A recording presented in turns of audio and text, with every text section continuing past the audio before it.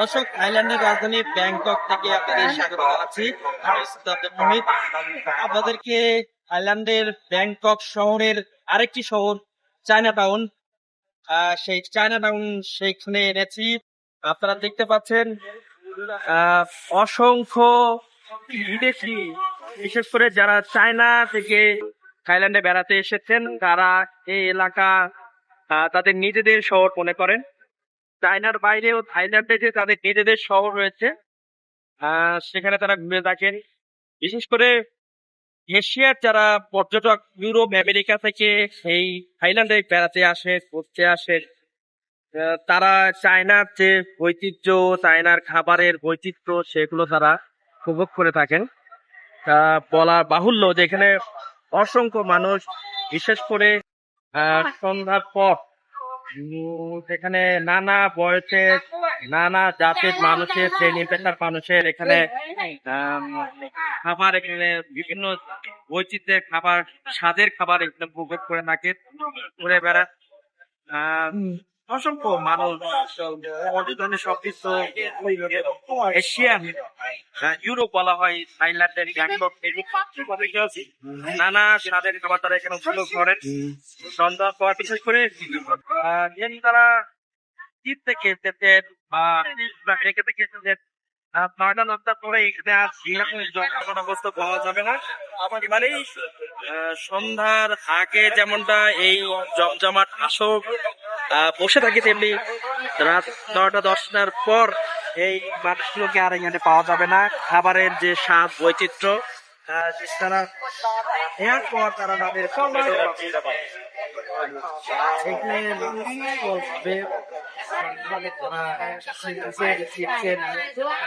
বয়সের মানুষ, ছেলে মেয়ে, সাদা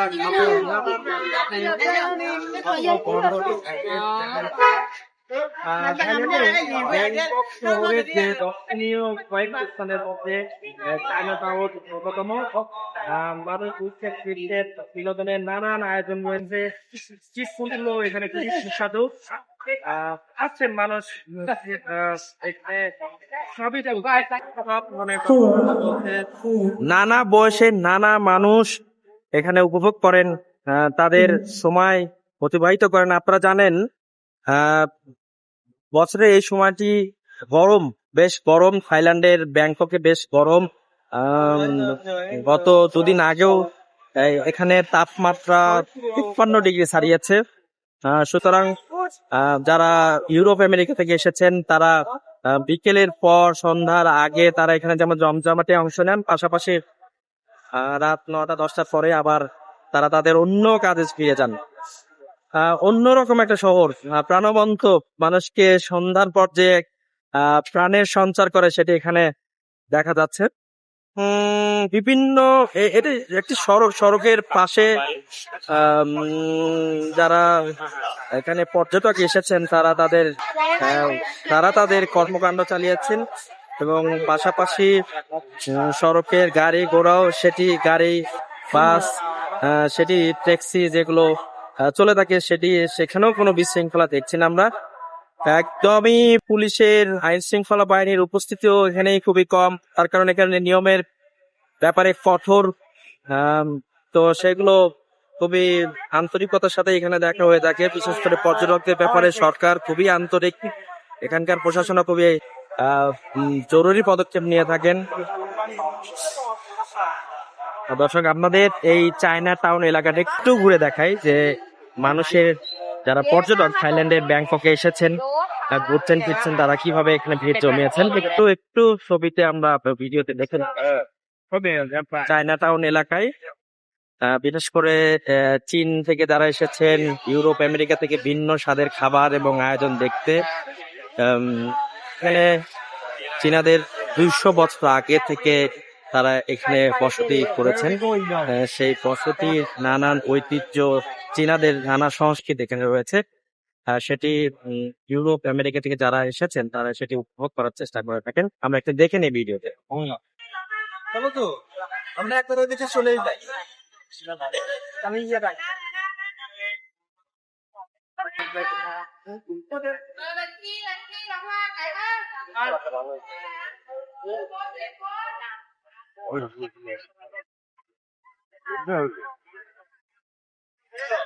প্রচন্ড গরম, তার মধ্যে আবার মানুষের চাপ দেখতে পাচ্ছেন। পর্যটকদের এখানে ভিড় আনাগোনা, তারা এখানে লাইনে দাঁড়িয়ে খাচ্ছেন, ফলে একটা চাপ রয়েছে। রাস্তার মধ্যে কিছু অংশ ব্যারিকেড দিয়ে পর্যটকদের যাতায়াতের সুযোগ করে দেওয়া হয়েছে। এটি সন্ধ্যার পরে এরকম ব্যারিকেড দেওয়া হয় যাতে পর্যটকরা একটু নির্বিঘ্নে চলাচল করতে পারে।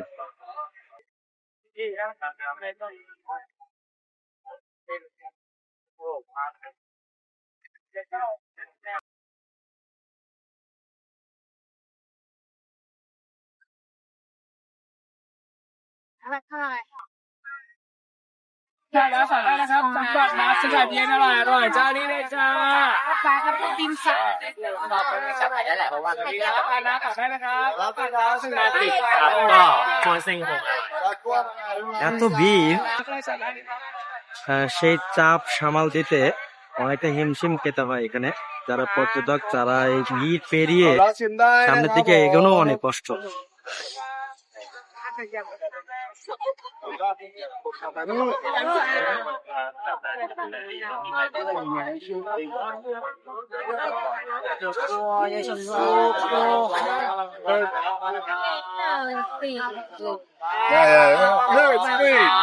It's clean.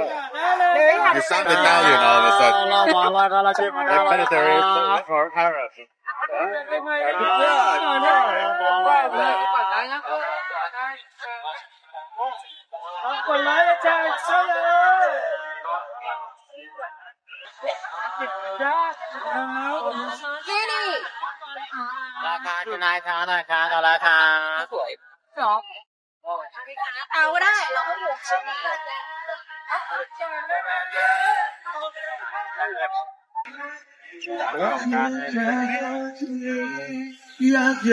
একটু বিনোদন দেওয়ার চেষ্টা হচ্ছে, পর্যটকরা যাতে একটু বিনোদিত হতে পারে, সে কারণে একটু বিনোদন দেওয়ার চেষ্টা হচ্ছে।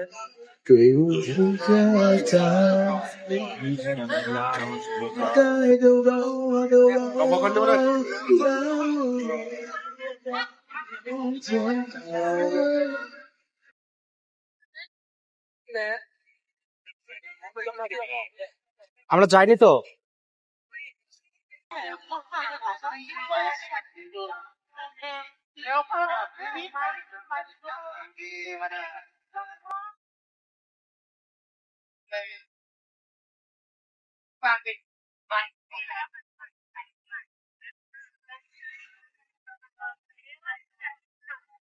সড়ক কিংবা অলিগলি কোথাও বাদ নেই যেখানে একটু খাবারের নতুন স্বাদ সন্ধান পাওয়া যাচ্ছে, ছুটে যাচ্ছেন এখানকার মানুষজন।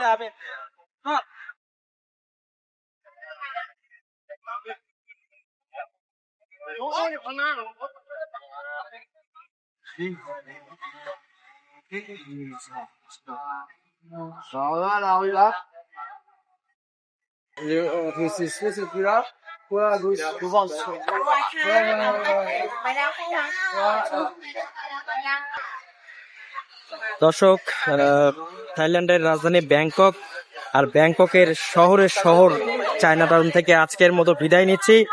দেখা হবে ভবিষ্যতে কোনো এক নতুন শহর এবং নতুন মানুষ, যেখানে পর্যটন বাংলাদেশের মানুষের আনাগোনা রয়েছে।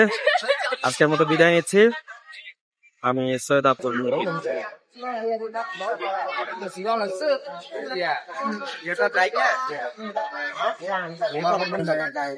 Dạ, thôi rồi đi, nói.